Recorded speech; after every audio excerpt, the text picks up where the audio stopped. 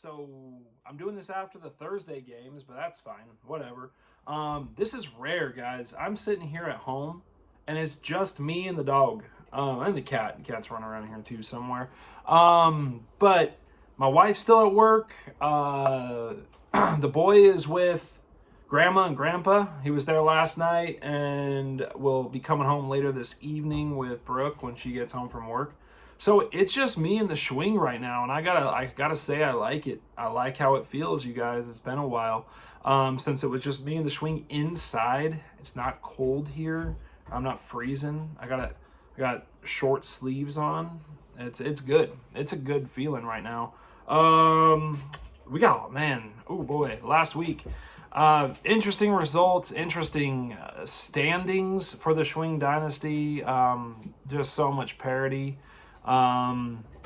There's like a clear one, and then a top two, and then like so much. So we'll get into it. We'll get into last week. We'll get into this week.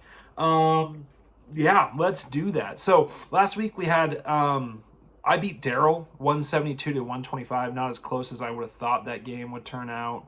Those Chiefs continue to let Daryl down.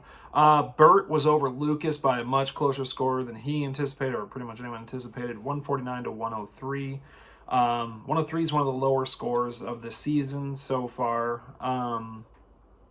Phil beat JD 169 to 144.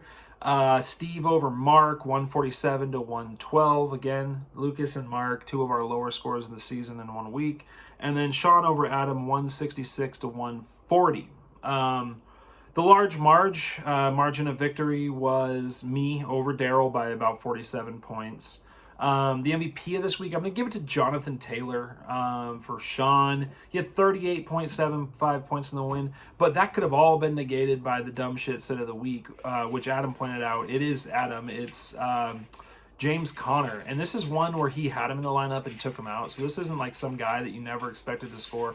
Obviously, it took Chase Edmonds going down, and then the 49ers defense just not really playing defense like at all in that game against a banged up Kyler Murray. And did Kyler play the whole game? I guess he probably did. I think he did. But and then James Conner, DeAndre Hopkins, dog's chewing on a bone right now, some sort of a beef knuckle. I think it's kind of disgusting looking, but kind of makes me want some barbecue too, though, at the same time. So that's me. That's what I do. Yeah. So James Conner, 45.55 points. 45.55 points. Wow. That has to be James Conner career high. It has to be. And it could not have been in a more unlikely situation.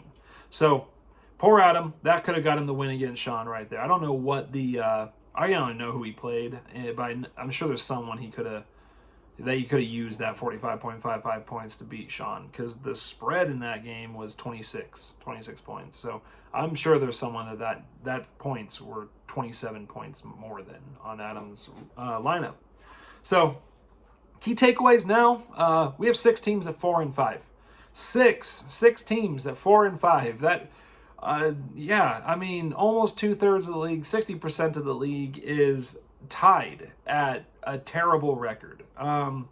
There are exactly 2 winning records in our... Britney Spears gets control over her personal financial whatever. We have exactly 2 winning records in our league. 2! And they both have the same record. The lowest scorer is Adam. He's got the lowest points in the year. He's an 8th. He's also 4-5. If the playoffs were today, though, if the playoffs started today, it would be Sean and Bert with the bye. Okay, Sean, the first seed, and then Bert as well with the bye. Then it would be me versus Daryl. That's the 3v6. And Steve v. Phil. That's the 4v5. Lots of V's in there. Flying V's. Mark, Adam, Lucas, and JD would be in the toilet bowl right now. And I believe Mark would be playing JD and Adam would be playing Lucas if that were to happen right now in the first round of the toilet bowl. And that's where we get to now. You know what? I didn't write down best ball stuff. Dang it. I really wish I'd done that. I have extra time to do that today too. I think Phil's still winning. Okay, there, that's good. Let's go on though. Let's go on to this week. Let's start talking about week 10. Week 10 in Schwing Dynasty. Last night's game already happened. Lamar wasn't doing anyone any favors. I think he salvaged enough of a game.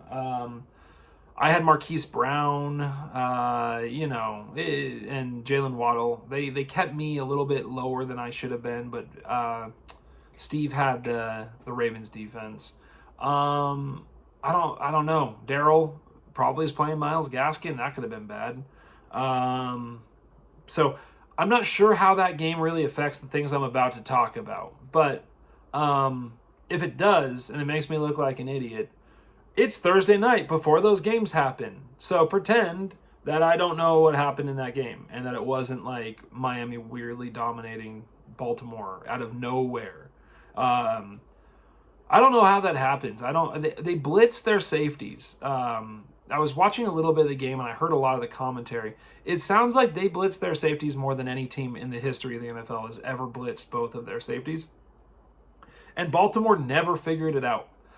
Teams used to do that to the old Chip Kelly defense. They go cover zero and just blitz everyone and rely on the corners. That to me, I'm amazed that Marquise Brown didn't have at least one more big play. Amazed and sad. But yeah, so it sounds like that game was just kind of not fun to watch. The parts I watched seemed pretty boring. I think Tua fell forward for a touchdown. Fell into the end zone. Hey, dog. Hey, what are you doing? Okay. Yeah, so that's what we got right now. All right, let's look at the games this week, though. First game I want to look at is the Hanoi Janes against Pick and Jerry's Berries. That's Bert and Adam.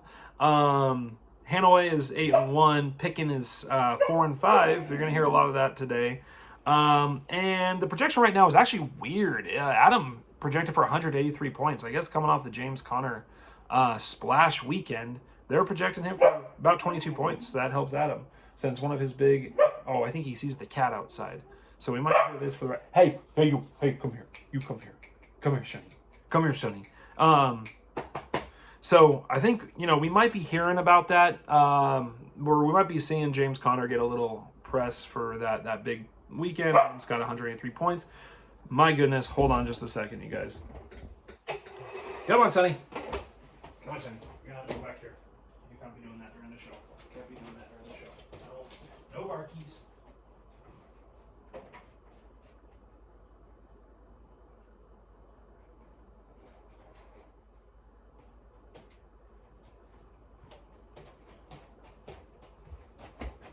Riveting must-see TV right there. And just my pure laziness of not wanting to edit that video out. So, yeah, whatever. Okay. You guys are going to have to deal with it. You're going to have to watch that 30 seconds of nothing. Dead air. It's why you pay me so little. Because of that kind of stuff. So it makes sense. Or that stuff happens because you pay me so little. That's another way to think of it, guys. Adam's got Zeke and James Conner and Elijah Mitchell and Michael Carter. Suddenly an interesting running back room. That's pretty exciting.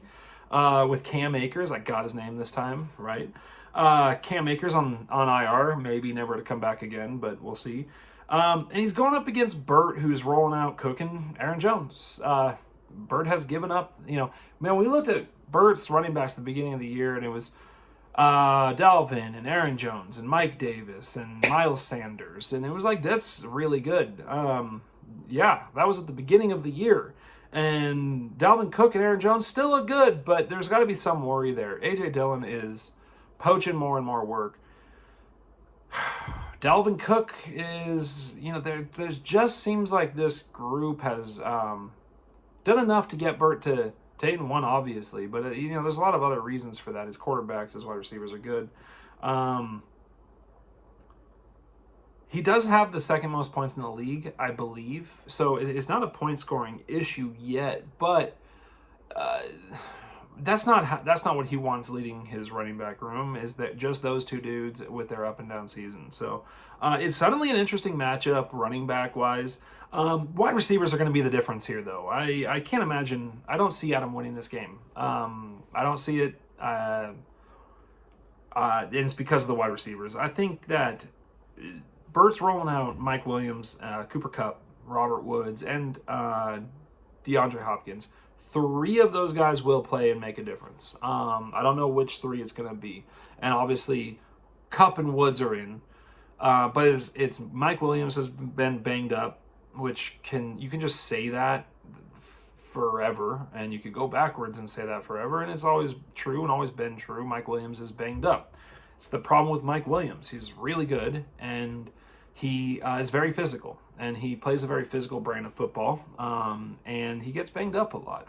So D-Hop, I don't know. It doesn't sound like he practiced on Thursday, or maybe was limited on Thursday. I think it's questionable at least. And it kind of goes with what Adam's rolling out, which is Christian Kirk. And if there's no DeAndre Hopkins, Christian Kirk is going to benefit from that. But Adam is rolling out Kirk and Brandon Ayuk and CeeDee Lamb. And CeeDee Lamb has been a disappointment for me. I've got him in another league, keeper in another league. And I kind of wish I had that keeper back with what he's done this year. Brandon Ayuk suddenly looks more interesting. I guess he's back in Shanahan's good graces or something. So I just don't think that wide receiver combination, though, those 3 guys are not going to keep up with the 3 guys that Bert eventually rolls out there.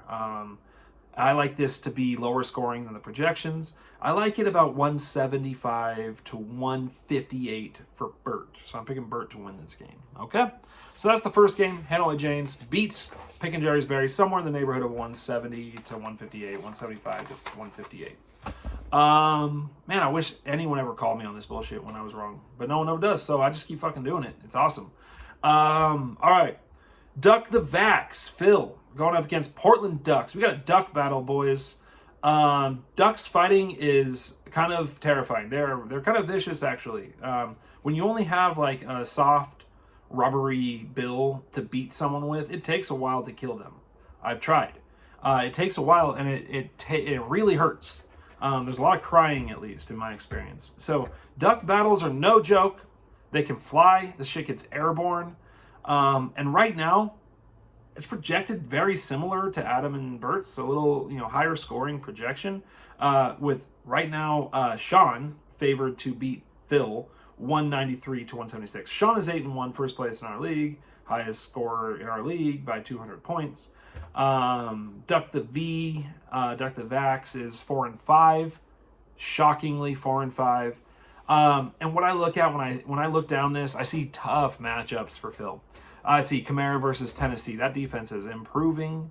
It's like when Derrick Henry got hurt, they're like, hey, we should play defense. We should do that, guys. Let's rally to the ball. So they're playing better defense. He's got Swift versus Pittsburgh.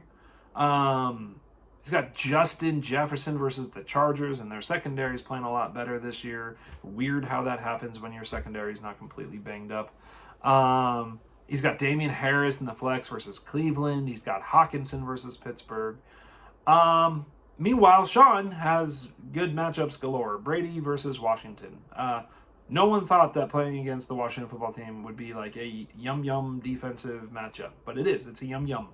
They want to score against that defense. They can't get pressure on the quarterback, which is so bizarre. And if I'm wrong about that, and you know advanced stats better than I do, that's not where they struggle, I'm sorry, but then my eyes tell me that that's where they struggle. They're not getting pressure, which that's what they've invested in. Chase Young is invested in to get pressure. Their secondary isn't very good. Maybe they relied more on that pass rush. He's got Najee versus Detroit. That's another feast situation. It should be. Detroit can bite his kneecaps all they want as he's running past them to the end zone. He's got Jonathan Taylor against Jacksonville. He's got Pittman versus Jacksonville. And he's got Mark Andrews versus Miami, which happened last night. And Andrews pulled down, I think, 19 points. So I wrote that yesterday, and I didn't get to my video, and I was right about it. So, yeah, fuck you guys. I got that part right. Sorry if your kids are watching this. Sorry. Kids, Uncle David says hello. You shouldn't say fuck you guys. You shouldn't do it. Also, quit letting your fucking kids watch these videos. You know it's not going to be good. I'll make a family-friendly series one of these years. It'll be family-friendly. I'll say, like, I was right on there, fellas, and what a guy I am for it. Anyways, I'm looking at this to be a 201 to 171 victory for Sean. Phil comes in under his projections. 171 may be too high. It honestly may be too high. 201 may be too low for Sean with these matchups. So, but that's what I'm going with. I'm going with 201 to 171. Sean with another victory. Yay, Sean. Yay, Sean. Yay, Sean Johnson. Yay, Sean. Isn't there like, well, I mean, there's Keyshawn Johnson, but there's someone else like Yay, Sean. There's a kid named Kayshawn at my school. So maybe that's what I'm thinking of. Yay, Sean Johnson. All right. Next game we're looking at Riddle Me This versus the Albuquerque Janes. Riddle Me This is 3-6, and I'll let you guess what the Albuquerque Janes are ranked, or not ranked, what the record is. It's 4-5. Amazing that so far with all of these, we have not had a 4-5 matchup yet in the projections. Yet. Foreshadowed. Right now, this is a really close and lower scoring projection. The Janes are projected for 162, projected to beat Riddle Me This, who are projected for 159. So a 3-point spread here. Recent history suggests neither team was going to hit that projection. Sorry, guys. It's just not going to happen. I don't know if I believe that, though. I don't know if I believe it anymore. I don't know if that's going to happen this week for Daryl. Lucas may. That might happen. He might be rolling on a lower score than his projection again. I know that Daryl has put Dawson Knox in, so this projection's wrong now. It's actually wrong. Daryl has about 10 points more than this. He's probably projected at about 172, but then again, last night's game may have changed that. So, you know, all I know is when I did this video, it was 162 to 159. It's supposed to be pretty close, and Daryl was going to be putting in a tight end. It's still going to come down to KC. That's what this is going to come down to. Can KC get it right for Daryl? Can they get right for Daryl? Will Nick Chubb play? Chase Edmonds is doubtful. And there are too many questions here. There's too many questions for Daryl here. And I'm going with an upset. I don't think either one hits their projection. If I'm wrong about this, it's because KC's way better and Daryl scores a lot more points and Nick Chubb plays and all that stuff happens. If I'm right, it's because KC lets down Daryl again, and the projection I have comes in at 148 for Lucas to 145 for Daryl. Lucas with the upset. That would move Daryl to 4-6 and Lucas up to 4-6. So that'd be interesting. Next game. We have 2 games left, which means the game of the week is 2 games away. Whoa. So next game is going to be Cali Style versus the Oregon Beer Force. Cali Style at 2-7. I couldn't make this the game of the week. 2-7 against the Oregon Beer Force, 4-5. I can't make that the game of the week, fellas. Even if it's a very close projection. Very, very close. Cali Style, the 2-7, last place Cali Style, projected to beat OBF 152 to 151, but I don't think those projections are very useful right now because at this point, by the way, I should throw this in. Mark has outscored JD by 28 points this year. They are very close together, very close in point scoring. But the return of Russ, the return of Chris Carson, if they both come back, Mark wins this game and beats his projection for the first time in a while. And I would like it about 160 to 148. If they don't play, if neither one of them plays, and that's unlikely, but if neither one of them plays, I've got 148 to 142 for JD. I bet they both play. I think Mark wins this game. I like 160 to 148. That's where I like this game to shake out. If I'm wrong, I feel like I will be wrong in the direction of Mark scoring more and JD scoring less if Russ and Chris Carson play. It just opens things up for Lockett, for Metcalf, Chris Carson. Maybe the other team gets more desperate, has to throw more, and Seattle gets some more picks. You know, it could happen. It helps his defense too. So, yeah, that's what we got. I got Mark beating JD 160 to 148 on the backs of Russ not being limited. Okay.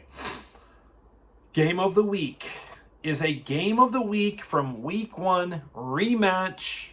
The number 3 team versus the number 4 team in the current Schwing Dynasty standings. Lord of the Schwings against Baylor Broncos. Steve-O, I'm coming at you, man. We are both, ding, ding, ding, 4-5. 4-5 versus 4-5. The projection when I did this was 194 to 183. Now it has dropped down to somewhere like 186 to 173, something along those lines. I'm still projected by about 10 points in that neighborhood. So last night's game didn't change that. We both played two people. I played Marquise Brown and Jalen Waddle. He played his defense and his kicker. And the net result was a push. We both lost about 10 points off our projection. Yeah. Let's go through the positional matchups because there's some good ones in this. I am 1 week away from playing Sean. And I am 1 week away from probably inserting Christian McCaffrey, Saquon Barkley, David Montgomery, and Darrell Henderson into my lineup. And that is not this week. I do not get them this week. I get one of them, two of them. I get Christian McCaffrey and Darrell Henderson this week. At QB, I've got Dak against Atlanta. Bad showing for the Cowboys offense last week. Sure, yeah. Didn't look good. Dak salvaged it barely. I got enough for the win. It wasn't that close, but I don't understand how I was the league top points. I felt like my team was pretty bad, and it just shows how bad last week was. So when I said that, like, how am I the top scorer of the week, is because 170 should never be our top score of the week. That's a pretty sad week. I think it's going to be better this week. I've got Dak against Atlanta. He's projected for 31.5. Maybe he doesn't hit that. I like it at 28-29, okay? He's got Derek Carr versus Kansas City. Kansas City's offense has not been very good. The defense has been a little bit better than a lot of people might think, though. They've been playing pretty good. Carr is projected for 24.5. I'm going to win that quarterback battle. I really need to. I have to if I want to win this. I really do. So I've got Dak beating Carr there. At running back, it's my guys, Christian McCaffrey and Darrell Henderson, going for about a 47-point projection. And he's got Austin Eckler and Brandon Bolden going for about a 37-point projection. So I am favored in that running back matchup, and I like it. I like it for me. I'm worried that Brandon Bolden will do much better. I'm hoping in some leagues, he does much better because I'm playing him in, I think, 2 other leagues this week. So I am hoping for a decent week from Brandon Bolden, but not enough for my running backs to lose. I've got my running backs winning that matchup. Wide receiver. Jalen Waddle, Keenan Allen, and Chris Godwin. At the time that I wrote this, they were projected for 50 points. That has gone down by at least 5 points. I think I'm at 45 now. He's got Devontae Adams, Jerry Jeudy, and Chase Claypool. Man, I wish Chase Claypool was doing better. I really do. I like him. I like the player, but I don't think Big Ben can throw it far enough to use him. Also projected for about 50. Now, mine again is probably down to like closer to 45 for my wide receivers. I'm still going to call it a push. Devontae Adams with Aaron Rodgers back scares me. That could blow this matchup open. It absolutely would. He's down Derrick Henry, so that's one player that Steve has that just could destroy this matchup is Derrick Henry. The second one's Devontae Adams. I think it's going to be a push, though. I think this is too close. I feel like we're going to be pretty close on the wide receivers. If there is one team, and it could happen with me with Keenan Allen and Chris Godwin, could happen with him with Devontae Adams. I don't think Jerry Jeudy and Chase Claypool are going to be that difference. But if one of those guys blows up, I think that decides this week. Because right now it's a push. Tight end, this is a good one. Darren Waller against Travis Kelce. They're playing each other, too. The Chiefs are playing the Raiders. He's got Kelce for 19. I've got Waller for 17. I'm giving the slight edge to Travis Kelce, to Steve on the tight end matchup, but it's close. In the flex, I've got Hollywood and Devin Singletary. That was a 29-point projection. He's got Hunter Renfrow and Beasles, the Measles, at 26 points. Hollywood was 4 points, 5 points low. So right now, projections would actually slightly favor Steve in this one, and I had myself winning that flex matchup. I'm going to stick with that because it's the projection I made, but I think I would say now it's a push. It's a push. Defenses, I've got the Browns at New England, which is going for 10 points. He had the Ravens at Miami. That was a win I had originally for Steve. I don't think that's right. I mean, it's not right anymore. They only got 7 points, I think, from the Ravens defense. And I like Cleveland against New England. I like that lineup. I think I can at least match what the Ravens do, and that's going to help me out. Keys to winning. Dak must outscore Carr by 7 points for me to win this comfortably without too much worry going into Monday night. Waller, I would like him to be within 3 of Kelsey. If so, if these things happen, I win easily. Okay. Steve's easy victory comes from Brandon Bolden outscoring Darrell Henderson. That would get him an easy win. If Brandon Bolden outscores Darrell Henderson, I don't like my chances in this game. So that's where I'm going with for that matchup. I've got it right now going 191 to 181 for me. Victory for me. So we both... Actually, that's what it was before. I would now probably switch that to like 181 to 171 now that I've seen how the Thursday game played out. But originally I said 191 to 181, so let's stick with that. And that's it. That's it, you guys. That's our projections for this week, your commish picks. Time to go let this dog out. He's been inside too much today. All right. I will see you guys next week, hopefully earlier in the week. I got to get this thing figured out. My schedule is just too nuts this year. Yeah, that is that, fellas. Thank you for watching. I hope you enjoyed it. Hope you got something out of it. Always willing to take suggestions for these videos too, if you guys have any. So, okay. Peace. See you guys later.